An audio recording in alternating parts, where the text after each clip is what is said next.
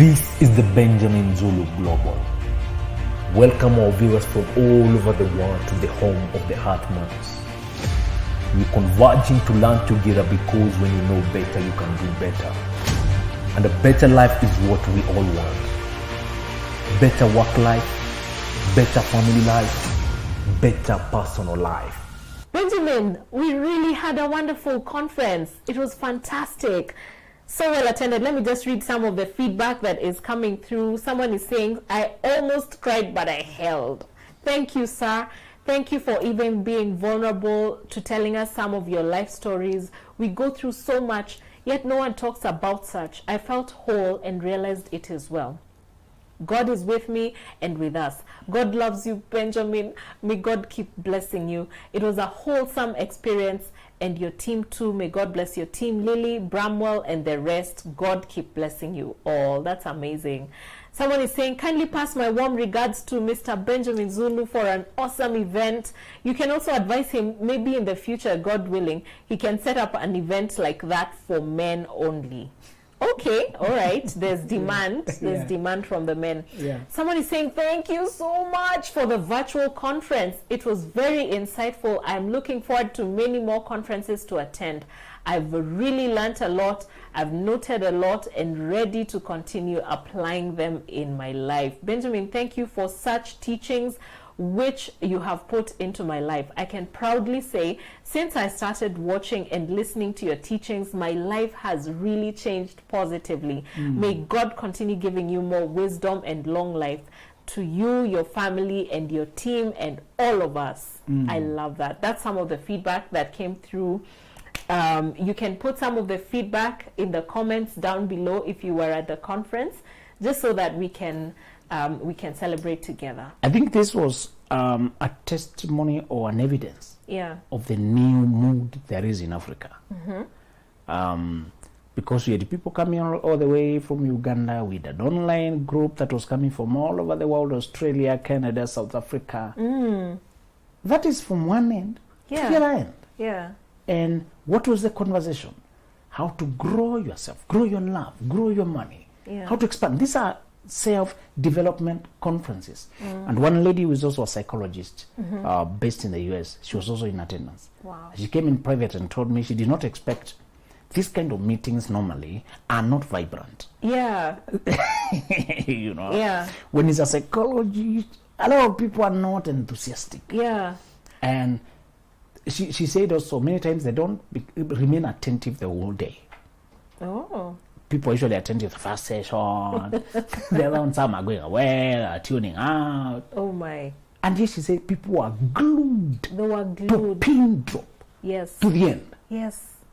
I tell you, she gave me a perspective I had not seen. You know, when you're attending your events, you don't know the others. They're supposed to go. I hadn't thought about that either, because I guess the idea is that generally people are excited about concerts where they can go and rave and dance. And do you know, particularly when I saw men just showing up, I know, cruising in quietly, men who have a life. Yeah.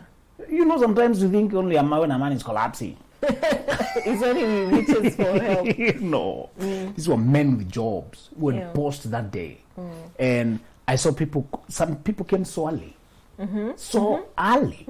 Yes, Ugandans is spent here. You know, some flew in, others came by bus. Yes. And for me, it is just that community of Africans finally discussing things that make us better.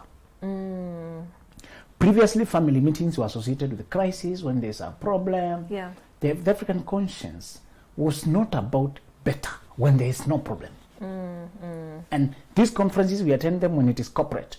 We have our name tags. I represent this company. This is our project. This is our proposal. Yes. Everything is either company, money. It's never you. The hardest thing, Lily, we have really conquered, and I'm so happy we are normalizing it, is to give to the givers. The people you saw in that conference are people who are givers. They're givers. They are people who pay for others. They just sacrifice themselves, but put others first. When I see the givers nourishing themselves, and coming to a place where they can now invest something themselves. That was so vibrant. And part of what I liked most was when, remember the book launch? Yes. And the book is about mastery, just getting to the best of yourself. Yes. Remember, we say there are two ways to make money: either become an entrepreneur or master of your craft. When you're an entrepreneur, you own the business. When you're a master of your craft, you own the trade, what goes on there. Yes. So that the entrepreneur may own the hotel, the TV station, the business, but the master of sales owns the profit, can make it profitable, can get the people, can get the thing going. The manager can get the thing running. So we said, this book people really latched on. Yes. And they're already asking for mastery too. Oh. That day alone, Wow. our editor got 6 separate requests. For mastery too. Where is a sequel for this book? People devoured and said, is that a sequel? What's next? Yeah. You know? They said, now that I've healed, I'm trying to become better. Yeah. You know? So people read the healing, they go to difficult relationships, they go to, how to date right in that space, those who are trying to align their lives with their dream. But there's a group that is saying, now, what's next? You know what you reminded me? Yes. Is the gentleman who said that he read this book, Healing Your Inner Self. Yes. And tripled his income in a year. Imagine. There. And he mentioned, Yeah. That was powerful. And I liked what he had there, is that this book taught me how to bargain for what I deserve. Yes. Yes. Previously, we thought the company set the salary, isn't it? Yes. We were meant to think it is set by the bigger guys. And you have to say yes or else. Job group. I know. Salary bracket. What did you earn in your previous job? Yeah. And Yeah. this book argued and said you should be paid what you deserve, not what people think. You're the one who's making investment in yourself. And that idea of I can't control what I'm paid also went down to I only give what is expected. Oh, yeah. There's no incentive. 2 things we were mentioning in this book, and people really resonated, that you're not paid. You should not be paid by the market rate. You should be paid by your value. And then, what changes your value most? The one trait you can learn, and it changes your life all around, is initiative. Just going the extra mile. The worst vice as a worker is to lack initiative. Yeah. When you're robotic, Yeah. you only do bare minimum, what is required, what is expected, and you stop there. Yeah. And when you think you're being compensated according to already predetermined criteria, you'll be tempted to lack initiative. Yes. But when you earn as you learn, when you increase your competence, you increase your compensation. They always go together. Yeah. That it's what you can do, that you can tender to the market, even if it's not this employer, the next one. Yeah. And that your job is always your signature. What you're doing is your CV. It's not what you write on the paper. Yeah. The CV people can see is how you serve them at the restaurant. Many of those people you serve are also restaurant owners or potential ones. Yes. They sit in boards. Yes. They sit in places you can get employed. Yes. Don't be lazy and mean with the clients. Yeah. Many of them are potential employers. That's true. Today, tomorrow they'll be elsewhere. They put a word for you. I saw somebody who's called this number. And you never even told who referred you. Yeah. It's that one person. Yes. And you've gone to a shop that is so busy, and the colleagues next shops are not busy. Yeah. Yeah. They are not busy. They're selling the same things. This person has that referral. People keep referring people to them because of they do the extra mile. Yeah. So this book was discussing that extra mile and how that guy was able to triple his income in a year. Yeah. And people think promotions come, we should be ready when they come, they'll find us. Yeah. Yeah. This book tells you to go for it. Go for it. Ask for it. Become it. And it also removes the fear of, what if I lose what I have? You operate from abundance, not scarcity. Yeah. That if I stay 3 months without a job that was paying me X amount, and eventually I get another one paying me 3X, Yeah. in the next 3 months I'll have recovered what I lost. Yes. Because I'm tendering, asking for 3X. I can give up X, and then, Yeah. mathematically speaking, Yeah. And that time we gave people an assignment. We'll give snippets of the conference slowly by slowly. Slowly by slowly. So that people don't miss the next one. Yes. Okay, we'll give you just measured of it. I mean, and you can never really, the energy on the ground, you can never really transport it to the film. It's not the same as video. Yeah. It's not the same. It's always different. Yes. Actually, when you are there in person, in the room. Something else. Yeah. And what I also liked was the whole vibrancy. Yeah. Just the energy. You could feel goosebumps. There was a lot of energy. Were you feeling pressure? No, I was happy. I was flowing. I was flowing. The hunger, let me tell you. Yeah. With a long queue for autographing books. Yeah. It really did it. Yes. And what I loved is when you can just interact with people who took their time to come, and you see what they want with their life. Yeah. You see the hunger in their eyes. Then you realize the universal brotherhood of Africa and even the larger community of the world. We're really looking for the same things. We really are. We are looking for the same things. Yes. There's no point fighting the other guy. Hating on skin, gender. There's no point trash talking anyone. No point. Speaking of that, there were 3 psychologists Yes. on board. Yes. That means so much, because it means, I like what you said about competing. You guys are not competing, you're complementing. Yes. And we realize the pool is large enough that if we come together and sharpen each other, you can go to your corner and perfect. Yeah. You can come here, borrow, and perfect. Yeah. And whenever you see people coming together, we end up getting better, and better. We sharpen each other, If you stick to one side where you are the best in that group, you will think you will never outgrow that. Yeah. You need to come close to a place where the perspective people talk on this angle, and we exchange materials, we exchange ideas. Yeah. And let me tell you, they did not ask, we are colleagues, they bought tickets. Those guys really supported us. Wow. They just said, by the way, we are coming. We already bought tickets. Yeah. You know, and it's to acknowledge that professions in Africa needs to just come together. Psychologists, we should come together, counselors, life coaches, the people in that space. When we come together, we are going to move things. Yes. Your laws delay when you're not united. Yes. The laws that help counselors be recognized to the forefront have delayed because we don't have a united voice. If we can be united and walk into the ministry that is concerned, it's a group, our voice will be very strong. When you are alone, you really don't have an impact. You can fast track things when you can get. So our next conference on November, of course, November 14th, the Valentine's. February. Yes. Okay. Sorry. Yeah, I was like, November, we have to wait for a year. Valentine's, February 14th. Okay, great. So when the Valentine's comes around, I want to ask many of us, sometimes it's not whether you are single, it will be for, it's love, conversations of love. Yes. Conversations of love, you know. Yeah. For that, do you know love is the oxygen of your soul? When you feel loved, valued, cared for, treasured, important, belonging. Don't just think romance.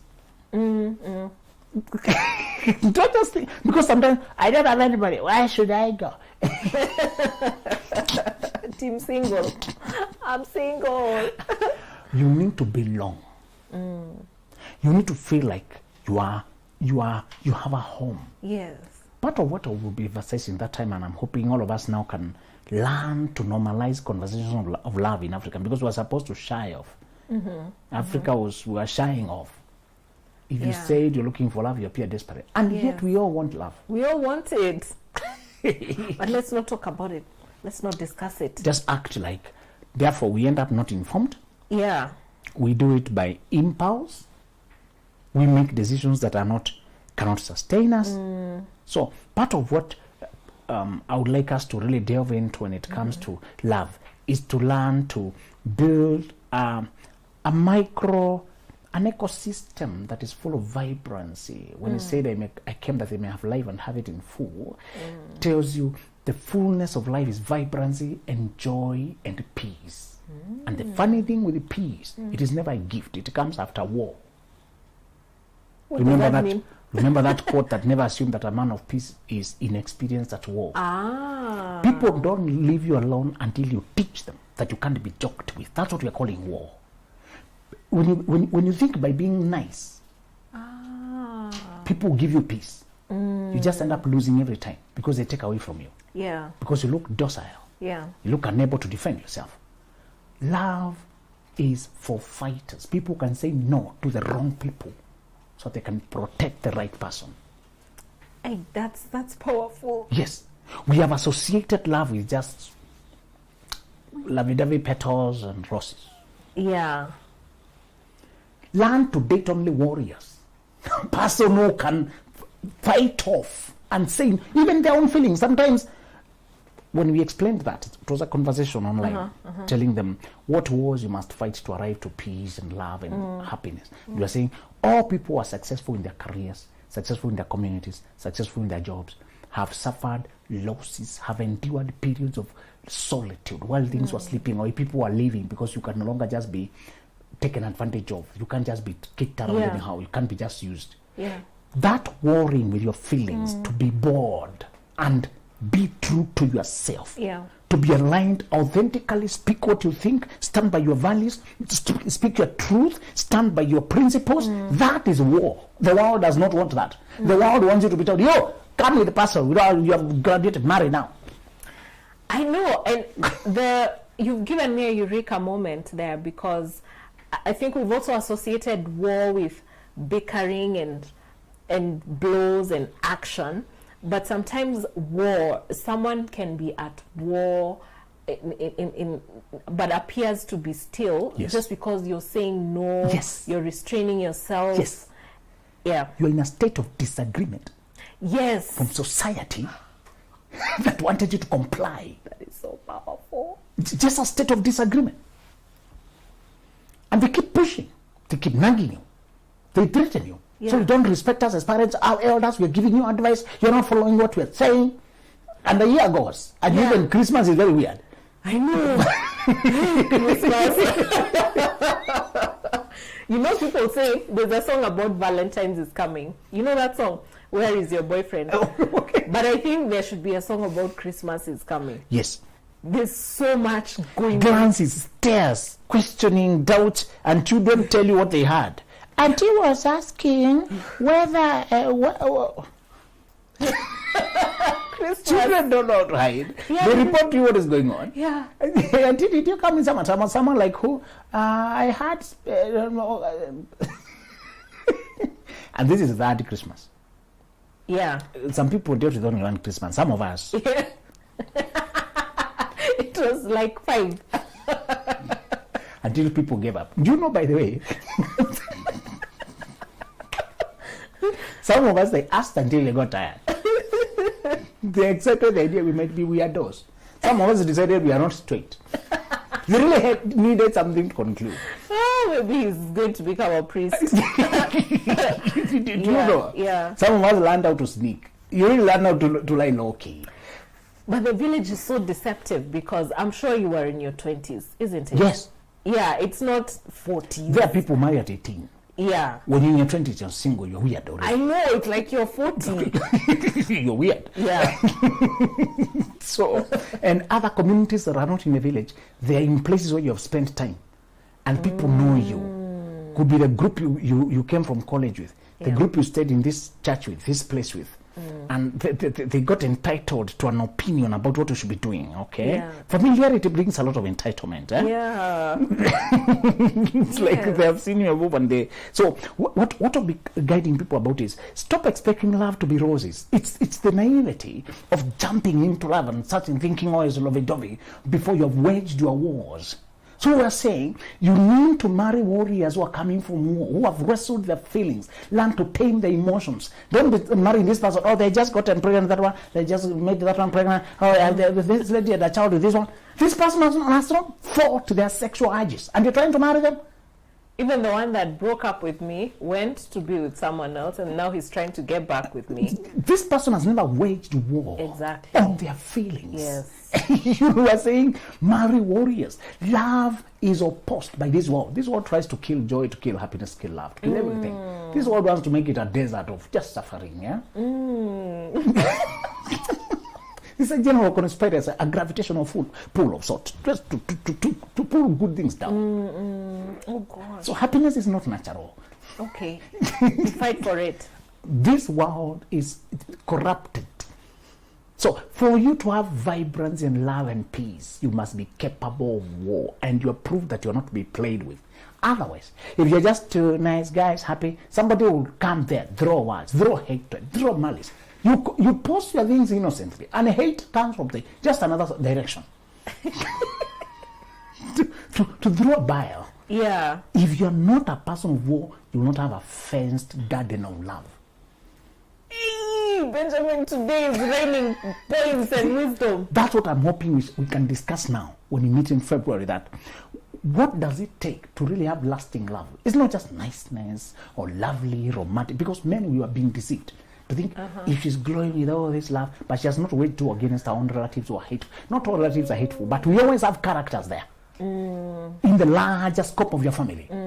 At least, whom they may not have experienced the love you have, and they don't like it when you experience it. Yeah. So the thing here we are saying is, you need a person who has journeyed enough to wage war and be able to say, protect that side, I protect this side, our love will last. Wow. Just imagine your kind of love has two gates. You have on this gate, on this gate. And there's some issues you handle from your side, because you know that, cousin. Yes. And you can't handle it. Thank you. Yeah. So if I don't handle it, Thank you. we are stuck. Yeah. You know, Yeah. I'm stuck. Can I spend at your place? You guys check the nearest Airbnb. How much is it? Aki, and I know you can do that. Some of these people are spy cameras. They just want to know your life. I know. They just want to know your life. Oh, I'm trying to send me this amount of money, you know. And others go through the other part. Why don't you call the one you're directly connected to? Let me link you up. Talk to them. What do I do if someone, this is just a detour, what do I do if someone calls me from my spouse's side of the family, and I know that they're trying to twist me into something? So of course they'll say something like, hi, Tony is not picking up, so we just wanted to find out if you are available for this and this, and it's something I don't want to do. You don't know, yeah. No, you always refer the issue to the person who is direct. Let me look for him, then we'll get back to you guys.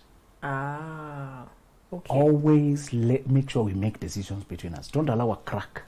The moment people realize they can come through you, they will never stop. That is what we call war. A state of disagreement, and you're at peace with it. They know you have a war. You know you have limits. There's a way you regulate access to your life. There's a way you're not just, porous and permeable. Yeah. In biology, they told you about semi-permeable membrane, the membrane that allowed only a particular size of particles to come in, to make sure only water coming in. The idea here is love, as we were discussing it, how to grow in love. We also say you create a space that is protected. Those places you hear there's no photography. It's protected area. You can look, but you can't carry. Yeah. You can't take images. Oh, you can't can spy. Yeah. There should be something about your life. Okay. That's how you can be trusted by another person to bear their soul, knowing it's safe here. We don't want, when we have protected our treasure and then we bring you in, you expose the treasure to the world. We don't want, when we have given you our feelings and trust and future and dreams and fears and vulnerability and weaknesses and proclivities and idiosyncrasies and the quirks, everything about us. I give you everything, then that you show it to the world. So this is the thing we are saying. You need a person who has a mind, a frame of mind, that is protective, that is wise, that is intuitive. Some of these problems are not obvious. Yeah. They require just a sensitivity, an intuitive feel, a sense of discomfort, and we obey that. We said you build love when you're with a person. And the other thing perhaps I also picked that day is the questions people asked.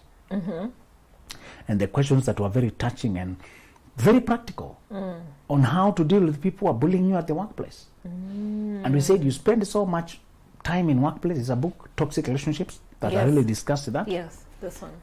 We said you spend so much of your hours at work, you can't afford to be careless with that small space around your desk. The sounds, that even if people are playing funny music in their corners and it's coming through that, supposed to speak up and protect it. Yeah. There's a place on it, you need to be firm and assertive. Yes. They came with the concept of open office to violate people's boundaries. And they want to say, oh, it's economical. Yeah, it's economical. That's what I was thinking. To the honest, building is economical. But it was also necessitated by, they get to see all of you and monitor you with just one camera. Okay, people had become so insincere that they were leaving jackets on their chairs and disappearing to appear like they are around. Yeah. So it was also to manage mischief. Yeah. But to a person who is self-governing, this open crowding is never friendly. This open crowding has everybody's eyes in your space. Yeah. You dress different, they notice. You eat different, they notice. You talk different, they notice. You feel different, they notice. It has so many eyes into your space. Yeah. And you are saying that mingling of energy, being so visible, being so all this, the whole day, 1 week, 1 month, 2 months, can make people feel like they're familiar, they know you, they have an opinion on everything you do. Okay. And we are saying you need to reduce that familiarity, even if the space is open physically. Yeah. It could just be glasses or small cubicles or places we see it. Yeah. You know, that the staff room where you're at your corner. Yeah. We're saying you should maintain a level of mystery Yes. by being less, you don't disclose everything. Yes. You can be close to people physically, but emotionally you're very far away. They don't know your personal details. They don't know what you feel. Yes. Don't always mouth, I'm hungry, I'm tired, I'm sleeping. And, you know, even giving opinions about management in that space, isn't it? Becomes really gossip. The other person, how they look like, why they are pregnant. The other one is talking to who. I wonder who is pushing with who. It is tempting. But don't bring the personal vulnerability to workspace. The true friends whom you have out there, chat with them. Nobody will know what you talked. Over lunchtime, catch up with them. When you're working, stay on your work. Stay on your work. Yeah. Funny enough, most workplaces, you can always take a break after 2 hours. There's usually a tea break or something. Just short time break. Yeah. If you focus, you realize you don't want to be yapping. You need to be yapping with everybody. Yeah. You can really focus in between breaks. During breaks, catch up with your friends now. Take a breather. You know? Yeah. Go online now. Catch up with your friends. When you come back, sit and focus. Yeah. Yes, so the idea here, what we're asking about the workplace management, we're saying is maintain individuality, a sense of mystery, distance, and unknowableness. Something about you that they can't know. Learn to surprise people with a car you went through the process of purchasing, upgrading, and you don't need to announce it. Yeah, you don't need to announce it. Yes. You don't need to discuss the frustrations you're experiencing in the process, isn't it? Yes. Yeah. You move into this area. Who lives in Roka? I'm going to Roka. Why I know. You know? Yeah. You don't need to do that. Yeah. You really have friends out there. Even if there's a friend among the work colleagues, you don't spread your friendship conversations among everyone. You spend so much time among these people, if you pollute this environment, it will be impossible. Yeah.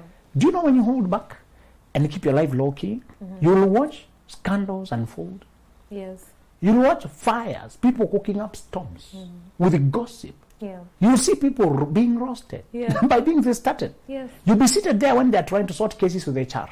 You'll be doing your job and cruising, focusing on results because you held back from, oh, they went for this trip, they're not including you because you're not appearing like you're close to us. Oh, they went this partying, or they went this one.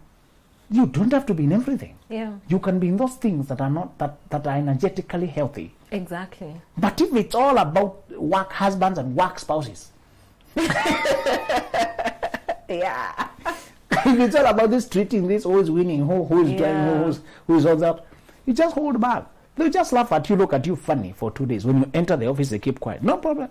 Good morning. Continue your life. Yeah. They know how to ostracize you. They talk things, leave you out. Do small things, you realize people are eating meat. You are not giving. What is meat? I can take meat in my house as much as I want. Exactly. Do you know when you seem immune, people are disturbed? You know, gosh, our time is running out. When you were talking about war, being at war, I just realized I started working on being calm some time back when I was in employment. And then I noticed that it was ruffling up particular people, not everyone, but there were people that could not. Funny enough, you're doing less and somebody's worked up. Yeah. You're trying to mind your business and somebody's troubled. What is that? Because they want you triggered, open, exposed, so that they can manipulate, poke your life, know what is going on. And you make them feel bad when they can't guess your next move. They couldn't stand it. I even remember, like, at one point they mentioned it. You pretend to be so calm, but you're not genuine, and I'm still calm. So they're getting worked up even more. Yeah. Do you know, I saw one person demonstrate that principle. They were posted to that school as the new principal, and the other principals were enmeshed with the staff. I was working as a new teacher, just untrained teachers. Okay. And it was my first workplace politics. And the first leader had all these, thinking it is friendliness Yeah. and being connected. Yeah. They went beyond to become familiar and all this. And the results were hindered. They were sucked into the gossips and chaos. This other one was polite. They would spend a moment to ask, are you guys okay? All right? And they grab a cup of coffee and they go. When they have free time, you find them either in their car or greeting students or down there, just in their business. Yeah. You know very well they are not avoidant, but Yeah. they are very professional with boundaries. Yes. And they were okay to appear to be at loggerheads with where everybody else is going. The state of war or disagreement, sometimes even a stalemate, Yeah. when they just keep to them, because now they could set standards, they could have expectations, they could reprimand, they could call people, they could remind standards, they could perform from that place. When I learned that lesson, I never lost it again. That person was able to improve performance without having to shout at the top, to scream or get sucked emotionally. Yeah. But just maintaining a neutral distance, a safe distance of professionalism. And I learned that workplace can become so toxic when you don't know where the boundary is between friendship and professionalism. Okay. This person had their friendships and their family out there, Yeah. and they had their private life out there. They could change cars. They never told anybody why they're changing. Other people ask, "Oh, which car did you come with? I don't see your car. Where's your car?" Yeah. That person never discussed anything. They would dodge the question. I went, "Hey, how are you? Are you okay? Good morning." They returned the conversation to remind you we are not personal. Yeah. That is personal. We are Yes. not personal. I would rather not discuss that. Quite Yeah. too personal. Yeah. Yeah. That language, that distance really helped me. So this is to say, great thank you to everybody who attended our conference, everybody who sponsored us, and some of the people perhaps we should mention. Some people we must mention are Autism Lights Inc. Some guys who did autism, they really been sponsoring. They sponsored books that we gave boy child. Remember they sponsored copies of Mastery? Yeah. And they said particularly for boy child that we gave men. The men were very happy. Wow. So autism people appreciate. Smith Muir, that guy, always coming for our conferences. Never misses. He bought 10 books for P25. Wow. He appreciated the youngsters who were there. Yes. Purchased. Thank you, bro, man. That's very big of you, and we really appreciate that. There's a lady called Irene who brought me a gift of cash money. Wow. Just a box, and she left. Only to check. How many people give? Oh. Thank you, Irene. There's a box of money. Hey, sherehe. We are going to. No. I was really touched. That's and good. I saw a lot of people that our team, the guys who did the deco, did the coordination, the guys who did the designs, they did it so well. The energy was vibrant. Yes. And we have Bramwell, and of course you who guys moderated the event, brought it so well. Thank you. We have Pewi Delights, they did the cake. So we just want to say everybody who participated, we are eternally grateful. Next one, 14th February for the Valentine's. You don't want to miss that. Yes. This will be about love, whether you're single or married. Yes. Love is part of your life. Yes. Even when you're young, come we show you how to put foundation so that you stop making mistakes with the experimenting at the wrong time, in the wrong way. Yes. If you are midlife, come we show you how to still live full of love and life. Yes. Yes. All right, there you have it. Thank you all for your participation in that conference. If you didn't make it, we hope that you will make it for the February 14th. See you next time. Bye. This is the Benjamin Zulu Global. Welcome our viewers from all over the world to the home of the Heartmans. We're converging to learn together because when you know better, you can do better. And a better life is what we all want. Better work life, better family life,